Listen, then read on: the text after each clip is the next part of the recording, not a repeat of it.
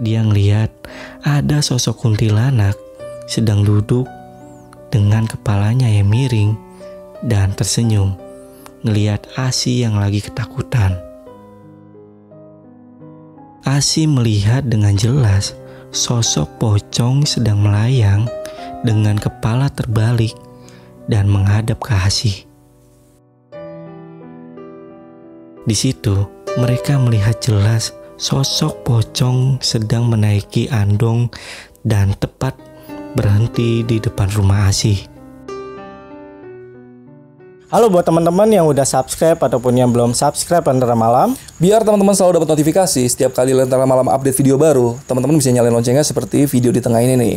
Pilih all atau semua. Jadi jangan lupa nyalain lonceng ya. Halo semuanya, kembali lagi di Lentera Malam bareng gue Jamal.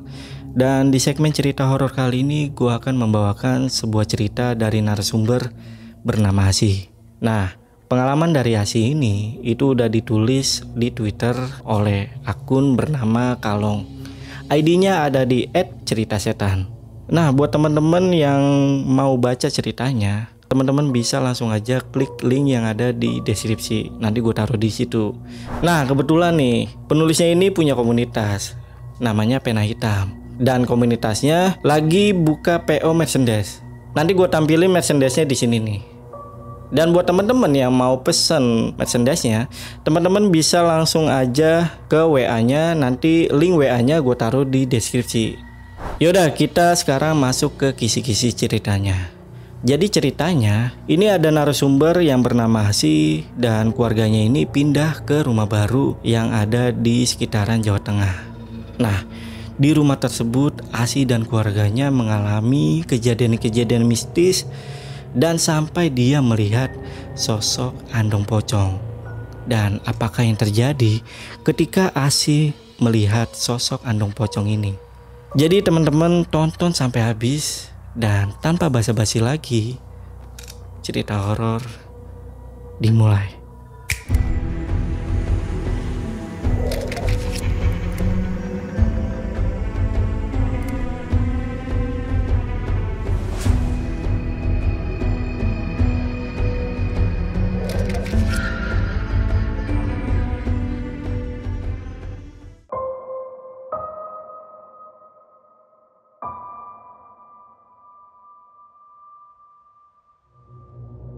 Jadi kejadian ini dialami oleh narasumber bernama Asi. Asi pada saat itu masih berusia 20 tahun. Asi itu bisa dibilang sensitif terhadap hal mistis. Karena sejak SMP, dia sudah bisa melihat penampakan yang ada di sekitarnya. Nah, pada tahun 2018, Asi dan keluarganya ini pindah rumah. Dari Bekasi, mereka pindah ke rumah baru yang ada di sekitar Jawa Tengah. Rumah barunya ini sudah kosong 2 tahun. Dan rumah barunya terkenal dengan aksen Jawanya. Apalagi pemilik rumah sebelumnya punya kebiasaan mengoleksi benda-benda pusaka seperti gamelan, keris, dan sebagainya. Dan menjadikan rumah baru Asi ini terasa sangat angker. Bahkan ada satu kamar yang masih tersimpan benda-benda pusaka yang ditinggal sama pemilik rumah sebelumnya. Dan alasan kenapa ibunya memilih rumah tersebut karena rumahnya ini cukup besar dan dekat dengan rumah nenek ataupun kakeknya. Lagi pula rumah tersebut didapat dengan harga yang murah juga. Tapi Asi gak nyangka kalau rumah barunya ini malah membuat dirinya banyak mengalami kejadian mistis.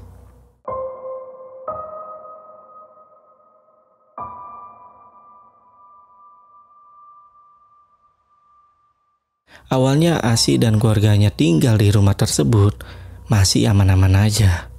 Nah, suatu hari keluarganya Asi ini lagi ngumpul di ruang keluarga. Mereka ngumpul dan ngobrol sampai jam 10 malam. Setelah itu satu persatu ayah, ibu, dan kakaknya meninggalkan ruang keluarga dan masuk ke kamarnya masing-masing.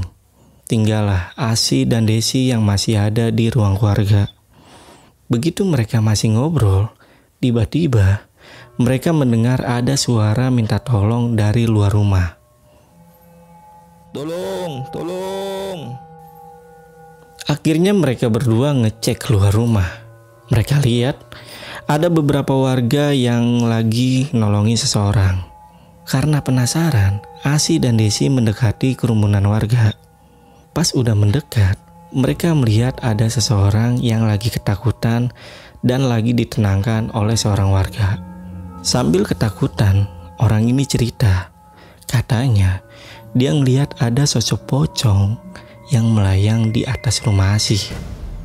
Di situ Asi kaget, terus langsung lihat ke atas rumahnya. Tapi nggak ada apa-apa. Dan di sini Asi dan Desi juga nggak sengaja mendengar percakapan dari salah satu ibu-ibu yang ada di situ. Ibu-ibunya bilang, "Ini pasti rumahnya Pak Sugeng, dari awal ditempatin pasti belum ada pengajian."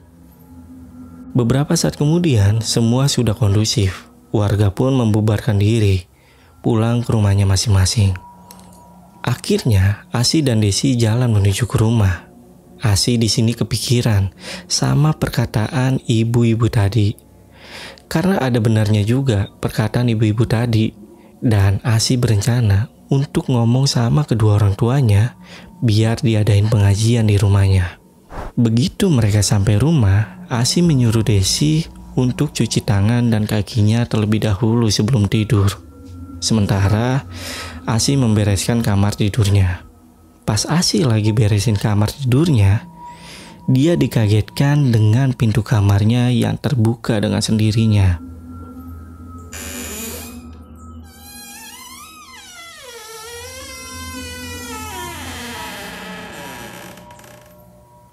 Begitu dia lihat, ternyata itu adalah Desi yang lagi berdiri di depan pintu kamarnya. Kemudian Asi pun nanya, "Dek, kamu udah selesai?" Di situ Desi cuma diem aja, gak dijawab sama sekali dan masih berdiri di depan pintu. Akhirnya Asi jalan ke arah kamar mandi sambil bertanya lagi ke Desi. "Diem aja deh ditanyain, gantian sama Mbak ya." Masih gak ada jawaban. Desi berjalan melewati Asi dengan tatapan yang kosong. Beberapa langkah lagi, Asi tiba di kamar mandi. Tiba-tiba pintu kamar mandinya terbuka. Dan di situ muncul Desi yang sedang keluar sambil mengusap mukanya dengan handuk. Asi kaget bukan main saat melihat ada Desi di situ. "Loh, Dek, baru selesai ya?" "Iya, Mbak." Bulu kuduk Asi langsung berdiri dan menyisakan pertanyaan di kepalanya. Terus, siapa yang ada di kamar tadi? Begitu sudah di dalam kamar mandi, dia langsung buru-buru lanjutin aktivitasnya. Dan tiba-tiba, Asi mendengar ada suara wanita yang sedang menangis dari belakang rumahnya. Begitu selesai, Asi langsung nyari sumber suaranya. Dan pas dia sampai di belakang rumahnya, nggak ada siapapun. Dan suaranya hilang. Cuma ada suara jangkrik dan gesekan ranting pohon di sana. Tapi beberapa saat kemudian suaranya terdengar lagi. Dan begitu Asi nengok ke atap rumah, dia ngeliat ada sosok kuntilanak sedang duduk dengan kepalanya yang miring dan tersenyum ngeliat Asi yang lagi ketakutan. Asi mencoba untuk teriak tapi nggak berhasil. Semakin Asi menolak, semakin lemas tubuhnya. "Mbak!" "Astagfirullah, Dek. Mbak kaget. Mbak dipanggil nggak jawab-jawab. Lama banget dari tadi di kamar mandi. Mbak malah di belakang. Aku takut sendirian, Mbak, di kamar. Temenin aku, Mbak." Asi nggak cerita ke Desi tentang kejadian yang baru saja menimpanya. Nah, akhirnya mereka berdua masuk ke kamar dan segera tidur. Dan jam pada saat itu menunjukkan jam 12 malam. Baru sebentar rebahan, Asi melihat Desi sudah tidur nyenyak. Tiba-tiba, udara dingin masuk. Dan ternyata jendela kamarnya belum ditutup. Asi sempat bingung, karena perasaan tadi dia udah nutup jendelanya. Kemudian Asi turun dari tempat tidurnya dan nutup jendela. Begitu jendelanya tertutup, muncul sosok wajah kuntilanak yang nembus dari jendelanya. Asi di situ menjerit sekencang-kencangnya dan membuat Desi ini terbangun. Mbak kenapa sih teriak-teriak? Ganggu tidur aja. Asi tetap gak mau ngasih tahu Desi tentang apa yang terjadi sama dirinya. Dan dia langsung kembali ke tempat tidurnya.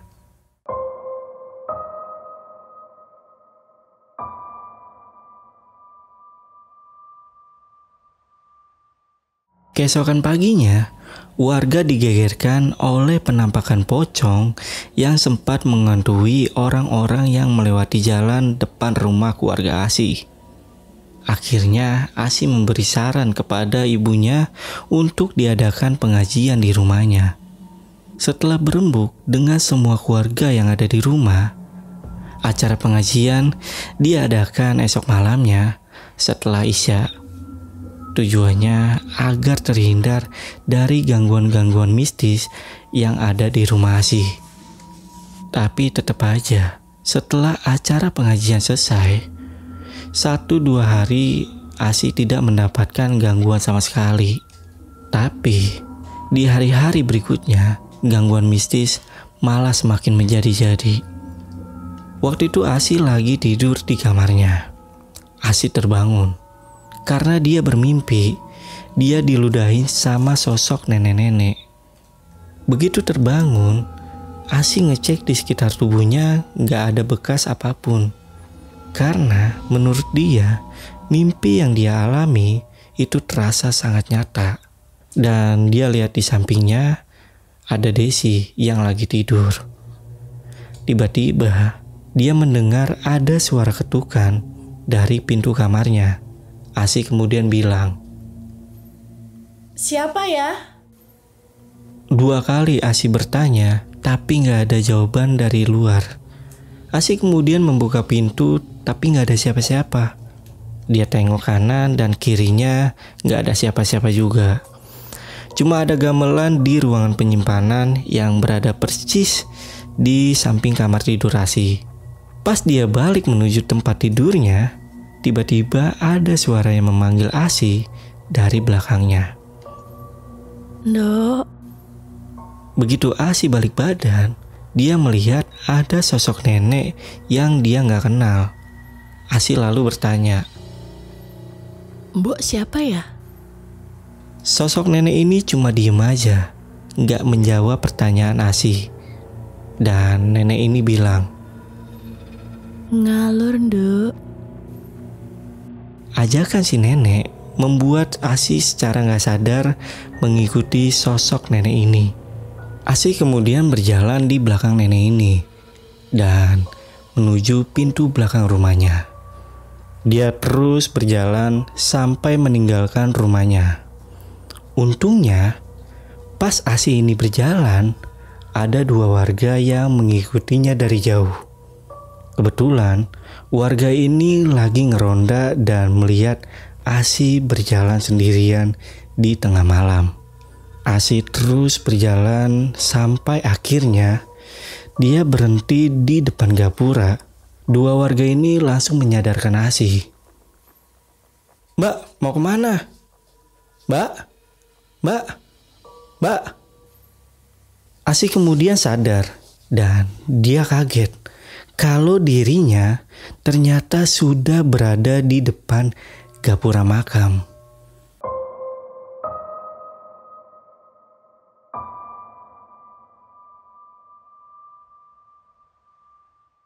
Setelah sadar, Asi diantar pulang oleh 2 warga tersebut. Di rumah, warganya sudah menunggu karena sudah cemas. Lalu keluarganya bertanya ke Asi, dan Asi menceritakan semua yang dialaminya. Kemudian, Asi disuruh ngambil wudhu dan sholat malam. Dan setelahnya, Asi sudah bisa tidur dengan tenang sampai besok paginya. Kejadian mistis yang ada di rumahnya gak cuma Asi yang ngalamin, Kejadian itu dialami juga sama teman kantornya yang bernama Mbak Tuti. Suatu hari, Tuti berencana mau pergi keluar, tapi gagal karena tiba-tiba saat itu hujan turun. Tuti kemudian numpang neduh di rumah Asih. Nah, begitu sampai di rumah Asih, mereka berdua pun ngobrol, membahas tentang pekerjaannya. Gak kerasa waktu sudah malam dan hujan tidak kunjung reda. Niat hati Tuti ingin pulang, tapi ditahan oleh Asih. Karena perjalanannya itu lama dan sudah malam, sehingga membuat Tuti harus menginap di rumah Asih. Saat itu mereka sedang bercanda di ruangan yang terdapat benda pusaka dan juga gamelan. Nah, tiba-tiba salah satu alat dari gamelan tersebut itu berbunyi.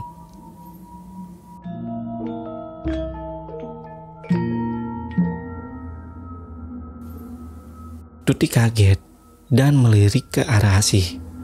Mereka saling memandang dan seketika hening tanpa pembicaraan. Asih, kamu denger? Kita pindah ke kamar kamu aja yuk. Asih kemudian mengantar Tuti ke kamarnya. Tapi sebelum masuk ke kamarnya, Tuti meminta Asih untuk diantar ke kamar mandi. Tuti masuk ke kamar mandi dan Asih menunggu di luar. Nah, di sini Tuti mendengar ada suara wanita yang sedang nyinden. Tuti pun bilang, Asih, kamu ngapain sih? Kenapa? Gak apa-apa, kirain kamu pergi. dan kembali terdengar lagi suara wanita sedang nyinden. Tuti kembali bilang, Asih, jangan kayak gitu, aku takut. tapi kali ini gak ada jawaban dari Asih. Tuti kemudian segera membuka pintu kamar mandinya. Dan dia kaget melihat Asih sedang duduk sambil nyinden. Tuti langsung menarik tangan Asih dan membawa masuk ke dalam kamarnya. Tapi pas mau masuk ke kamar, Asih bilang, Aku mau ambil air minum dulu. Ya udah, aku tunggu di kamar ya. Begitu membuka pintu kamar, Tuti kaget karena melihat Asih sedang duduk dengan Desi di atas kasur. Tuti di situ langsung lemes.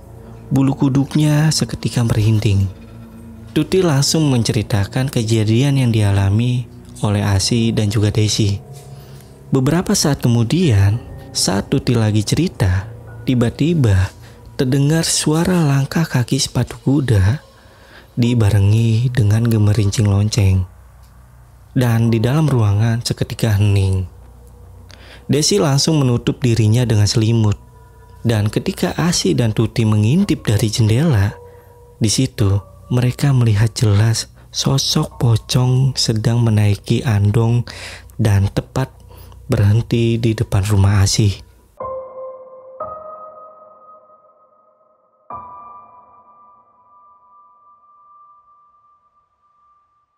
Tuti seketika pingsan dan Asih meminta bantuan Desi untuk mengangkatnya ke tempat tidur. Dan esok paginya, Tuti langsung pulang.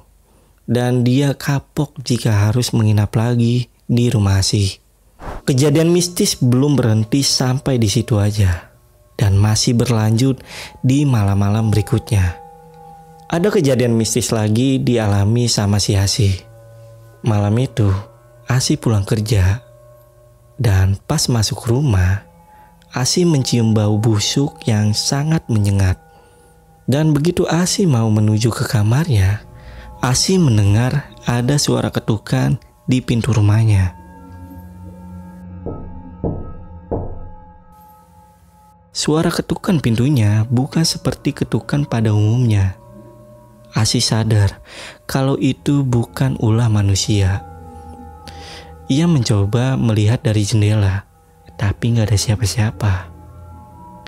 Dan suara ketukannya kembali berbunyi.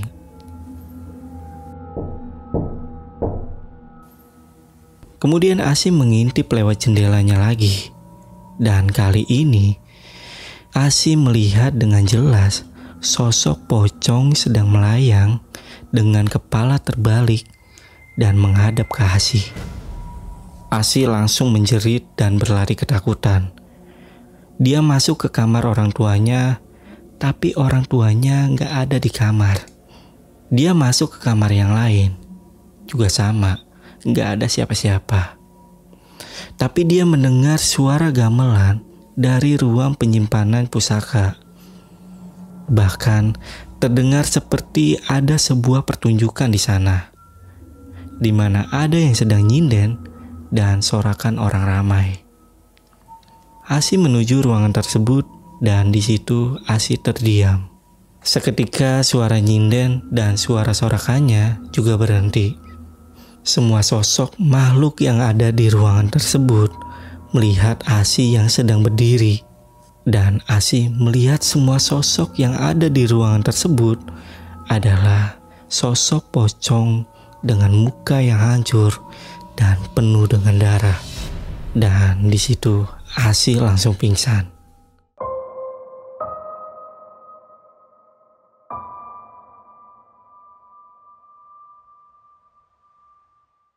Begitu Asi terbangun, sudah banyak orang yang menunggu Asi ini siuman.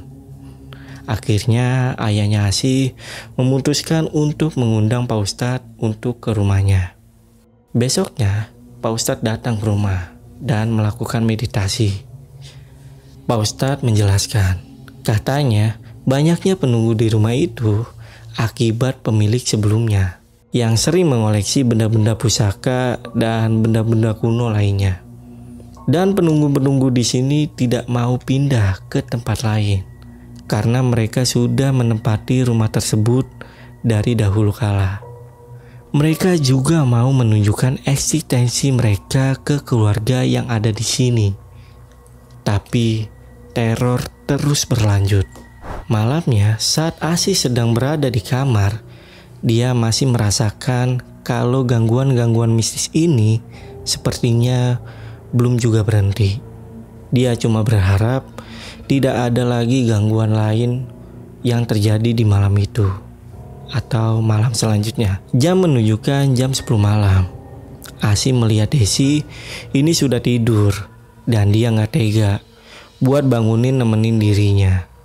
Dan tiba-tiba terdengar kembali suara sepatu kuda bersamaan dengan suara gamelan dari kamar sebelah. Karena penasaran, Asi pun mengintip dari jendela kamarnya. Begitu Asi mengintip lewat jendela, dia melihat sosok pocong dengan muka yang gosong dan mulutnya yang membentuk huruf O. Asi semakin ketakutan. Air matanya satu persatu menetes membasahi pipinya. Dia tumbang seketika. Tapi Asi kembali terbangun di jam 2 dini hari. Suara gamelan dan sepatu kuda ini masih terdengar oleh Asi.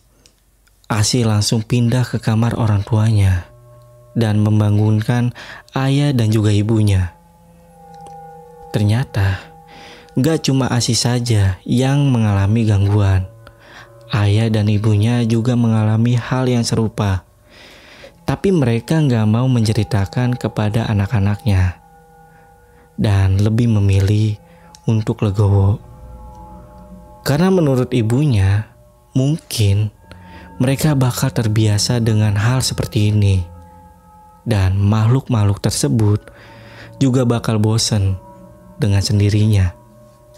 Dan di sini ibunya Asi juga menceritakan kenapa Asi bisa sensitif terhadap hal-hal mistis. Katanya, dulu sebelum Asi lahir dan masih di dalam kandungan, ibunya ingin sekali pergi ke Pulau Bidadari yang ada di Kepulauan Seribu. Nah, akhirnya diturutilah oleh suaminya. Sampai di pantai dan saat mereka melewati hutan, ibunya melihat sekelebat bayangan hitam dan berbulu lebat. Ibunya di situ sudah mikir, itu pasti genderuwo. Tapi mereka nggak mau menggubrisnya. Dan hingga akhirnya, begitu mereka sampai di rumah, tubuh ibunya tiba-tiba merasa berat. sampai dia nggak bisa bangun dari tidurnya. Dan gak cuma sampai di situ aja, dia melihat dengan mata kepalanya sendiri ada sosok genderuwo yang lagi dudukin perut ibunya. Dan tangan dari sosok genderuwo tersebut sedang mengelus-ngelus perut ibunya. Sontak ibunya menjerit sekeras-kerasnya dan memanggil suaminya untuk meminta membacakan ayat kursi. Akhirnya mereka berdua bersama-sama membaca ayat kursi. Dan seketika genderuwo itu menghilang. Dan tubuh ibunya Asih mulai bisa bergerak lagi. Mereka bersyukur atas kejadian itu karena gak ada korban jiwa sampai ibunya melahirkan Asih ke dunia. Dan itulah kenapa Asih bisa sangat sensitif terhadap hal-hal mistis di sekitarnya. Halo buat teman-teman yang udah subscribe ataupun yang belum subscribe Lentera Malam. Biar teman-teman selalu dapat notifikasi setiap kali Lentera Malam update video baru, teman-teman bisa nyalain loncengnya seperti video di tengah ini nih. Pilih all atau semua. Jadi jangan lupa nyalain lonceng ya. Oke, tadi itu cerita untuk video kali ini, dan gue tadi agak sedikit nyinggung tentang sosok Andong Pocong. Nah, sosok Andong Pocong ini sempat viral lah di sekitar tahun 2005 lah, kalau nggak salah. Tapi kalau teman-teman tahu tentang kejadian yang viral itu, teman-teman boleh komen. Dan buat teman-teman yang punya cerita tentang sosok Andong Pocong ini, teman-teman bisa langsung aja DM ke IG kami atau langsung klik link yang ada di deskripsi. Nanti teman-teman cek aja. Ya udah, gue sekali lagi mau ngingetin kalau buat teman-teman atau pasukan Lentera Malam yang mau jadi narasumber atau ngirimin cerita horornya, kalian bisa langsung aja klik link yang ada di deskripsi. Nanti gue taruh di situ. Yaudah, gitu aja dari gue Jamal dari Lentera Malam.